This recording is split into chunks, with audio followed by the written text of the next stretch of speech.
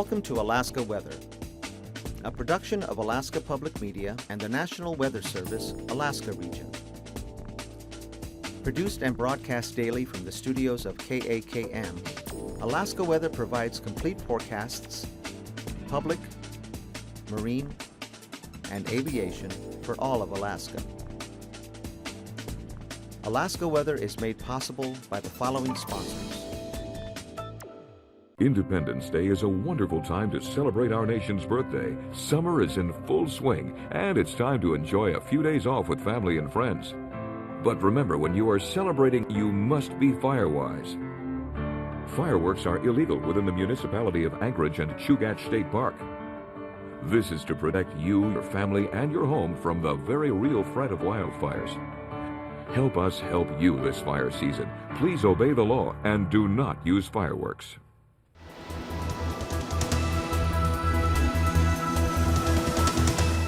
The National Weather Service. Hello and welcome to another edition of Alaska Weather. I'm meteorologist Kimberly Hoeppner, and today is June 25th, 2014. When we're not on air, you can always come and visit us. You can go to the website www.arh.noaa.gov or simply type in weather.gov and navigate to the destination of your choice. Now you can also reach our weather information line at 1-800-472-0391. You can also find us on Facebook, YouTube, and Twitter. Now in just a moment we're going to be talking about the weather across the state and how you might be affected in your area. Let's first turn our look to the current watches and warnings advisories map.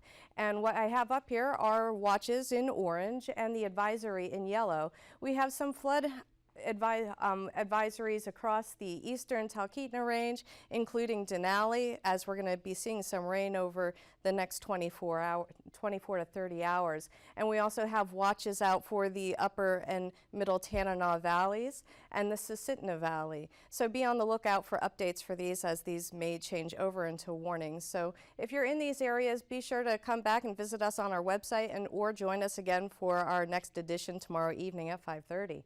Now looking at our out west towards the systems near the western Aleutians, I'm going to put this into motion to see what's moving out here, and looks like we have more of a disorganized system around the Shimia area towards Alaska. We have a high pressure ridge that's moving across this area, so mainly high pressure in control across the western parts of the Bering and just in the northern Pacific here. A good stream of moisture plume is streaming on up and on over towards the Gulf of Alaska, where we have low pressure that's in control across the southeast all the way through the eastern parts of Alaska and on up towards the Arctic Ocean. Now putting this into motion, what we have going on, we have a central low pressure system along the Alaska-Canada border near the Arctic Village area, and another low pressure system that you can see just a weak spin moving into the northern Gulf, and another low pressure system that's located just to the south of the Alaska Peninsula. I'm going to put that into motion one more time, and you can look for these spins going on in these areas, and this is all helping to bring this moisture on up into the south central areas, as most of the eastern half of the state has seen rain through today, although clearer skies along the western parts of the coast, and on up towards the north when we see a little bit of high pressure, a weaker high pressure just off the Arctic coast. Now some fog along the Kotzebue Sound area. So the main concern for today was the rain that moved into the northern Gulf Coast areas with low pressure, bring moderate to heavy rainfall all the way up through the Susitna Valley, and thunderstorms developed during the afternoon just along the eastern half of the Brooks Range. Most of the activity was centrally located near the Anatuvik Pass.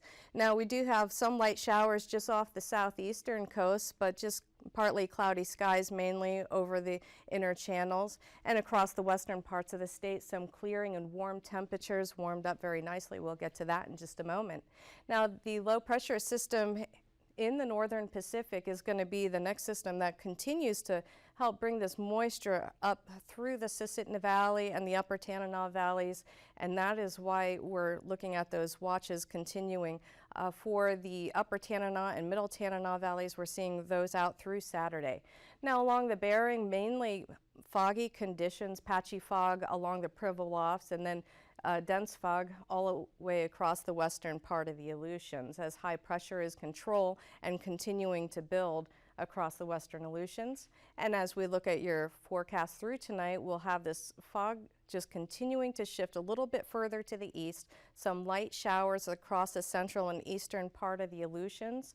The low pressure system south of the Alaska Peninsula will bring some gusty winds for tonight and into Kodiak Island as it shifts over to the north and east. This will bring a large swath of rain up into the Gulf waters, and with low pressure already in place, that's just going to help pull and stream this moisture all through tonight up into towards the Arctic coast. As it cools down, thunderstorm chances will be less. Thunderstorms will mainly be confined to the central areas of the state. Across the southeast, we'll see partly cloudy skies, but they will be on the increase as we head into tomorrow's forecast. So the rain will stay just off the southeast as low pressure system is going to be along the southern part of the Gulf of Alaska. This is going to stay in place with low pressure here. This whole system is just going to continue to advect warm and moisture up towards, as we have southerly flow all the way up towards the central part of the state and on up towards the Arctic as we head later into the day. This low pressure system is kind of dissipating but still holding on as we go through your day on Thursday. On the increase, the winds for tomorrow across the Beaufort Sea coast, watch for that, and across the Kotzebue Sound, the fog will increase as you head towards the Seward Peninsula. Now along the Alaska Peninsula, we'll probably see some gusty winds tomorrow with low pressure and a tighter gradient between the ridge out towards the west and the low pressure in the Gulf of Alaska. See some light showers continuing in your Thursday forecast, and patchy fog and cloud cover staying socked in all across the Bering. Across the western part of the Bering, just some light showers, but mainly foggy conditions through here. Now, as we head into your day on Friday, another front will approach the western part of the Aleutians, bring rain back into the western parts of the Bering, and then we'll see the patchy fog hanging on, the Pribilof Islands included, light showers along just a weak wave that moves across the eastern part of the Aleutians and the western part of the Alaska Peninsula. The low pressure system will be drifting off towards the southeast, bring some moderate to heavy rainfall here. So this is going to be the next area of concern as we head into your Friday, as low pressure on Friday across south central and on north will begin to break up as low pressure begins to weaken. It was a 999 on Thursday, just slowly weakening to 1001 millibars. So scattered shower activity as you go into the day on Friday along the northern coastal areas. They'll continue to see breezy conditions around 25 to 30 miles per hour. Patchy fog moving in all along the western coastal areas, and fog continuing across the eastern parts of the Bering. Now, as we head into your temperatures for today, there's a large diurnal range in the southwestern areas where they had the warmest temperatures, reaching all the way up into the mid-70s. Along the southeast coast, you can see that there's temperatures in the low to mid-50s during the day today, and as you wrapped around, all the cloud cover kept everything very steady across the coastal areas in the low to mid-50s. Now looking north into the state, here's the hottest temperatures were in Kobuk this afternoon. Didn't reach this map, but it was 76 degrees at Kobuk. And then along the Arctic coast, very cool temperatures in the upper 40s. Back towards Port Lisbon was 38 degrees this afternoon.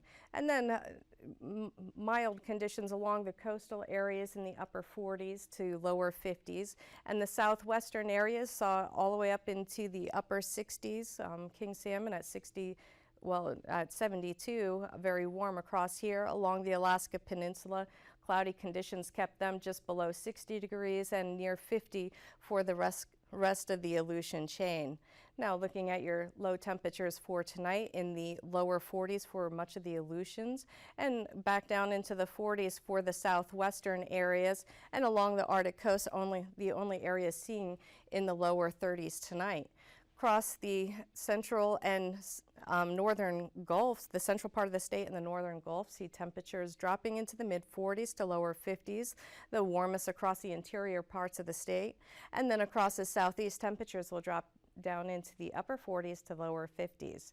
And then for tomorrow's highs, reaching back up into the 60s with those partly cloudy skies, letting the sun shine through, and the rest of the coastal area seeing in the mid to upper 50s with clouds staying socked in, and perhaps a little bit cooler than what we have on the map if the rain continues and doesn't have much breaks during the day. We'll see in the mid to upper 40s across the Arctic coast, and then along the western coast we'll see another climb into the 70s across much of the southwest.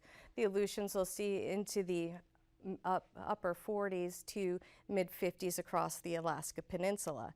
Now, looking at your flying weather for tomorrow, with all the rain conditions across the state, we're going to have MVFR across much of the state, with IFR conditions across the Talkeetna Mountains, with the systems, the low pressure systems, reducing visibilities due to the heavier rainfall. And then IFR conditions with the fog conditions along the Bering, and mostly MVFR conditions across much of the Gulf of Alaska. And then looking at your passes individually, and Anahtuvuk Pass will have MVFR conditions with a chance of thunderstorms again for tomorrow, and Atigun Pass, MVFR with thunderstorms possible in the afternoon. Lake Clark and Merrill Pass will mainly see MVFR conditions, and Rainy Pass will be MVFR as well. And Windy Pass will be IFR, and Isabel will be MVFR. Looking at Mentasta, MVFR, thunderstorms will probably not occur tomorrow afternoon, but if they do see a break in the clouds for a short bit, you can't rule that chance out. Now, Talkeetna should be IFR at times to MVFR later in the day as the rain tapers just slightly, and then Portage will be MVFR. Chilkoot and White Pass will be MVFR and possibly be IFR, go to VFR, I'm sorry, in the afternoon with the clouds breaking up. Now, looking at your tomorrow's morning's freezing levels, we have 6,000 feet across the northern Gulf areas, with 8,000 to 10,000 feet across the northern half of the state, except the surface freezing line just off the Arctic coast. So, just the only freezing, temperatures are just off the coast for tomorrow morning, which is nice. Now, the Gulf will see 8,000 to 10,000 foot freezing levels, and across the Gulf, across the Bering will be all 8,000 foot or higher. Now, looking at your icing for tomorrow, the main concerns will be light icing above 10,000 feet across the Aleutian chain, and below 11,000, above 7,000 across the Gulf of Alaska, and some chance for light icing above 8,000 to 13,000 feet across the eastern part of the state. Now, your jet stream for tomorrow, the strongest westerly jet will be just south of the Aleutians and Alaska Peninsula at 115. Low pressure system will have the flow a little bit weaker across the state at 20 to 25 knots, and then a westerly flow across just over the Arctic Ocean area between 25, a little bit stronger jet as you head towards the east. Now, your 9,000 foot winds tomorrow, main concern is going to be around low pressure systems in the area. We have one low just to the south of the Alaska Peninsula, another low in the southern part of the Gulf, and another low just in the southern part of the state. Otherwise, lighter winds at 9,000 foot across the northwest and across the Bering, a change in direction, but generally weak pressure. With high pressure, it's going to have weaker winds in this area. Now, high pressure at 3,000 feet will keep those winds kind of light as you head towards the Alaska Peninsula. Get a northerly flow across this area. Stronger winds across a lower pressure in the Gulf of Alaska between 25 and 35 knots. And then across much of the state, the winds will be weaker except along the Arctic coast, the easterly flow between 15 and 30 knots just north of the Brooks Range. Now, looking at your turbulence for tomorrow, below 5,000 feet along the Gulf areas where that low pressure system is, and again along the eastern part of the Beaufort Sea coast below 10,000 feet. Now, in just a moment, we'll be back with your marine forecast.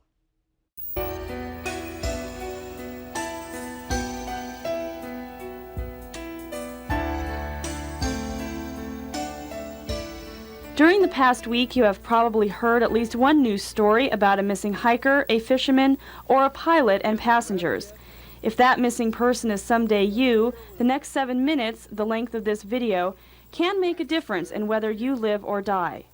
Two experts on survival, Captain Pete Savage and Warrant Officer Steve Lewis of the Alaska Army National Guard, have 7 steps to follow if you ever find yourself stranded in the wilderness. The 7 steps to survival are recognition, inventory, signaling, shelter, water, food, and play.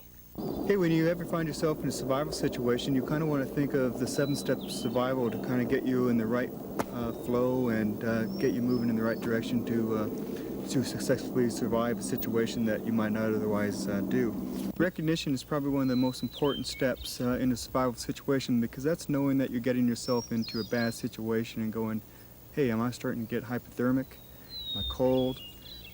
Am I lost?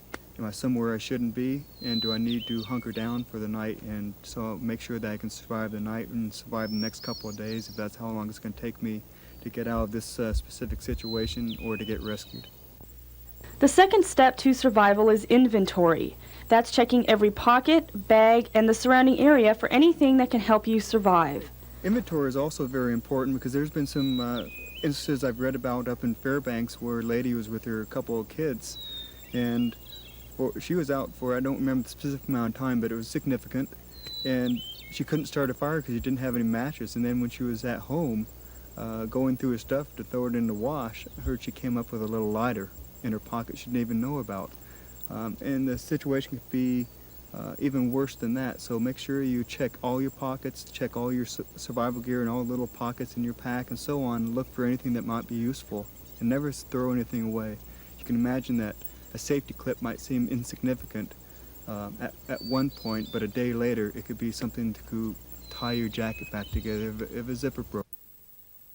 You basically have active signals, like your flares and smoke signals and fires and so on, that take a moderate amount of work to keep going, whereas your passive signals, your panel markers, VS-17s, and so on, you just lay out and... Lewis says a key thing to remember about active signals is to make sure that before you use them, an airplane or search party is close enough to see the signal. There's lots of situations where people pop their smoke or pop their flares, and there's no planes or anybody around to see it. And then they're gone when the plane does fly by. And a plane could fly right over the top of us right now. And if we didn't have a way to signal them, we'd be out of luck. Shelter is the 4th step to survival, and Savage and Lewis show us how to construct a lean-to using just natural vegetation, common to many areas in Alaska. Here you have a lean-to shelter using skunk cabbage leaves like shingles to dissipate water from the roof of an improvised shelter. Not only can you use natural vegetation, but you can use water-repellent materials such as a poncho, visqueen, even the skin of a plane can be used in a shingle-type fashion. These are very water-repellent, and they are very good natural vegetation. You'll find them in a lot of low-lying areas. You also have pine boughs that we can use. They'll break the wind from entering the shelter. I'm going to stay warm and dry. That's the biggest thing. This primarily keeps me dry from the wet ground. I put it on. One match here, get it down here. You start with small kindling and tinder, and you make sure that gets going good. Okay, once I've got my fire started, it dissipates most of the bugs. It throws a little heat this way into the shelter. I want to block maybe any wind coming in with my big leaves from the skunk cabbage. I can either use that or boughs. Take the bivy sack, put it on up over my shoulder, and now I can lie down and rest. Your body can't function very long without water, so the 5th step to survival is water collection. Savage explains how to collect and purify water in the wilderness. We have a number of items set up, like a poncho catch basin, which water comes down as it comes down from the sky as rain, catches in a basin that's made from your poncho, and it filters out through the neck of the poncho, where you can either have a canteen at the bottom where you can catch that water for drinkable water. You can also use water out of streams. The only problem is that some of the streams have algae and bacteria in them that can make you sick. So they do make filters now, like Kakadin water filters, which are ceramic filters. It'll screen some of the microorganisms in the water so that it won't affect you, that are fairly small and miniaturized that you can put in a survival kit. They also make tablets that will actually kill the bacteria or the microorganisms in the water, but you're still drinking it without a filtration system. As your animal comes across here and trips this thing here, it pops down and the rock hits the animal. And voila, dinner. Food is an obvious component of survival, but keeping a high morale is also important. Savage and Lewis combine the final two steps for survival, food and play, into one, showing how to make the search for food fun. What I have is a rope with a little stick tied on the back of it. What I do is I just stick it through here, through the little inverted A you have here, and it basically locks back there real easy. And what then you do is you take this and kind of turn it down so that you can stick a trigger stick under there that will just barely hold it back there rather than really severely holding it back there. You stick the stick back there. Then this little triggering device is where you're going to have your food, and the animal just has to just barely touch the food, and the rock comes dropping down.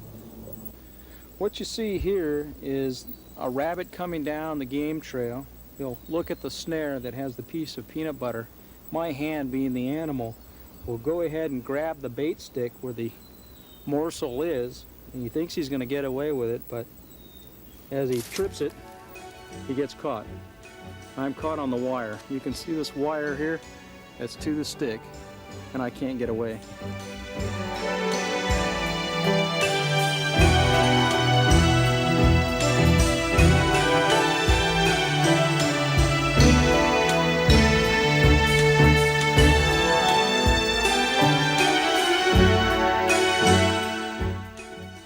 Welcome back to the show, and now on to your marine forecast. We'll first take a look at the ice map. We're fully covered across the Arctic coast still, all back towards the Kotzebue Sound area, and then just north of the Point Hope area, the ice is cleared off along the Kotzebue Sound. So moving on to the southeast, where they have southerly flow for your Thursday forecast, mainly across the outer waters, small craft advisories there, and then across the inside channels, weak flow across the north and out of the southeast at 20 knots as you head towards the south. Seas here will be between 2 and 4 feet, and across the outer waters will be 9-foot seas. And then along the inner channels for your Friday forecast, 15 to 25 knots, small craft advisory as you head towards the Dixon entrance, and small craft advisory for much of the eastern part of the Gulf of Alaska between 25 and 30 knots, except 15 knots as you head up towards Yakutat. Outside waters will be between 9 and 11 feet, and inside waters will be between 3 and 5 feet. Heading over towards your western part of the Gulf of Alaska and the northern Gulf, looking at seas between 20 and 35 knots with the gales across the just south of the Kodiak Island area, and then across the Cook Inlet, mainly out of the south at 15 knots, and Shelikof Strait turning out of the north at 20 knots. Seas in the Prince William Sound 3 feet, and then 9 to 10 feet across much of the western parts of the Gulf of Alaska, and 14 feet near south of the Kodiak Island, 7 feet Shelikof Strait, and 4 to 5 feet across the inlet and the Barren Islands area. Now looking at your Friday forecast, a little bit change with the winds coming down a little bit, change of flow mostly out of the north direction across the Gulf of Alaska, variable winds across Shelikof Strait at 10 knots, and then 15 to 20 knots across the inlet and the Barren Islands around 15 to 20 knots there. Now 5 to 6 feet across the inlet waters, and as you head towards the Shelikof Strait, 3 feet. And then in the western part of the Gulf of Alaska, between 7 and 11 feet, highest seas south of Kodiak Island. Looking at your Alaska Peninsula forecast, north to westerly flow between 20 to 25 knots. Small craft advisory in the Bristol Bay area and just on the southern side of the Alaska Peninsula. Seas here will be between 4 and 5 feet on the Bering side, and North Pacific will see between 10 to 11 feet. Now looking at your Friday forecast, a westerly flow primarily, and then the winds on this day will be between 15 and 20 knots. Seas will be around 5 feet across the Bering side and 6 to 8 feet along the Pacific side. Heading out towards the Aleutians, looking at winds tomorrow primarily between 10 and 20 knots out of the north direction, variable as you head towards the far eastern Aleutians and the western Aleutians. Seas will be between 4 and 6 feet on the Bering side and around 7 to 10 feet along the Pacific side. For your Friday forecast, looking at a northerly flow across the eastern part of the Aleutians and central areas at 15 to 20 knots, heading west 10 to 20 knots out of the southwest. Seas here on this day will be mainly between 4 and 6 feet along the Bering side and then 6 feet all along the Pacific side. Looking at your western coastal areas, around 15 to 20 knots out of the north and northwesterly direction all the way back towards St. Matthew's Islands and the Pribilof Islands, with seas between 4 and 6 feet, highest seas as you head towards the Pribilof Islands. On your Friday forecast, looking at 15 to 25 knots, the strongest winds out towards St. Matthew Island out of the west and northwesterly direction, and seas will be between 5 and 7 feet primarily. And looking at your north and northwestern coastal areas, winds will be out of the north to northeasterly direction and towards the east as you head towards the Beaufort Sea coast at 25 knots as you get towards Dead Horse and east from there. Ice covered along the coastal areas, 4 feet along the northwest back towards the Kotzebue Sound. On your Friday forecast, a little bit stronger winds across the northwest and down towards the Seward Peninsula out of the northeast at 25 knots. Seas between 5 and 6 feet here on this day, and then lighter winds up towards the Beaufort Sea between 15 and 20 knots. Now, just recapping your forecast for tonight, we'll see this rain system bring continuous rain showers with watches all across the Susitna Valley and Middle and Tanana Valleys. So looking for this rain system to continue through Friday before. These forecasts are to be used for planning purposes only. Call 1-800-WX-BRIEF for a formal pre-flight briefing. Always file a flight plan before you go flying. The U.S. Coast Guard Auxiliary urges you to leave a float plan with a friend or the harbor master before you go boating. Alaska Weather is made possible by the following sponsors.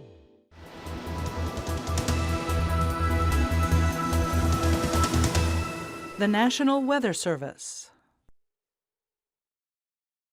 Cook Inlet Tug and Barge is a marine transportation company specializing in harbor services with a primary marketing focus on the Port of Anchorage, providing their customers with quality-based service specifically tailored to their needs.